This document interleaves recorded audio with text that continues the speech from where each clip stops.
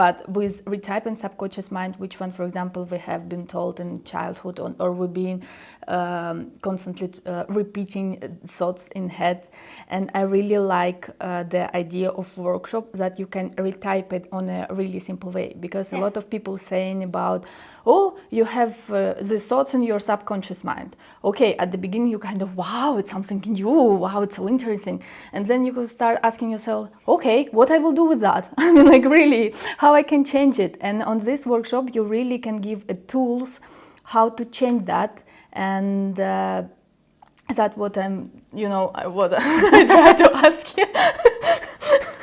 Yeah, but we have to get rid from the idea that ego is negative. Yeah, so like when we actually can see like that subconscious mind holds all memories. Yeah, so that we only want to actually like to have a kind of exit to the powerful side of it, and not actually going with what we most of the time bring in, the negativity. So first of all, you have to let go of the idea that ego is like always negative or always being trouble.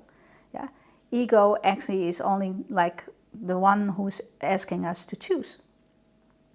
Yeah, and so it's the mind is the place of decisions, I think, in that way. Yeah, so like, so not to see it as your enemy, but to make it actually your friend. Yeah, also your ego, because actually like the ego is only there to make yourself aware. Yeah, so I think like that, or I do this. Make sense? Yeah. So like when there are no enemies, then there is only like that kind of openness from like, what do I activate? Where do I go? What do I deserve? What do I actually like allow myself to have? Because there is no one else to blame. There is nothing negative, only that you bring your mind to a certain state in which you actually give yourself like limitations. And that we overcome that by actually seeing that clearly, not playing the blame game, but like really seeing like, okay, this is my decision, that the outcome is like this. Do I like it? Can I change it? Yes. Oops. Especially like when you have no enemies in your head, because we talk about it as if we struggle with the mind. Yeah. The mind is actually only the place of decision. Yeah, and it's up to you which decision to make. But I found out, and I've been read, and it's really in my case true, that sometimes minds take decisions which one it's get used to choose. So, for example, if I have idea that I don't know, I can't wear this, I will choose it differently. And it's the same with if we think an abundant way. So if my mind have idea that I can't have this amount of money, straight away I will choose the way in where I'm poor. Yeah.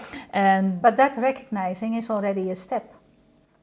okay. I keep myself poor because I think I don't allow it, or I don't deserve it, or I'm not worthy of it.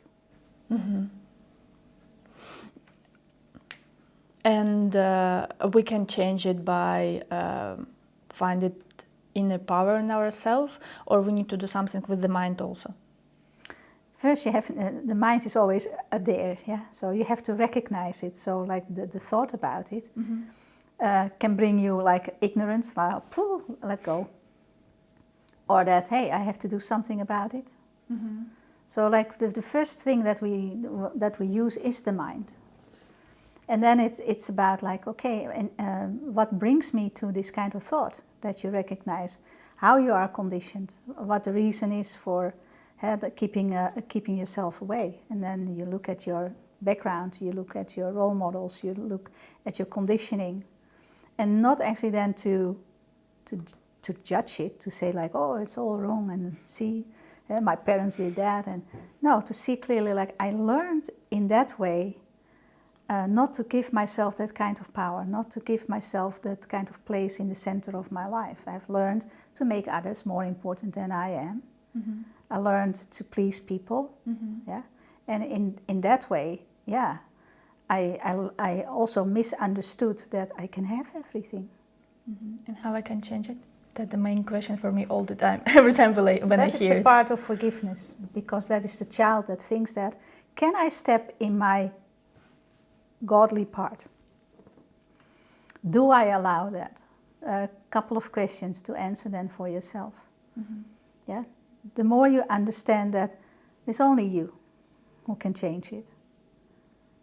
It's only you who can actually think in a different way.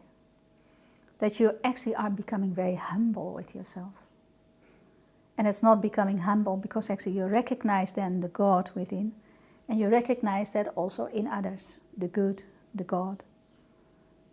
And when you can recognize that, like in yourself, it's easier to do that also with others. Yeah.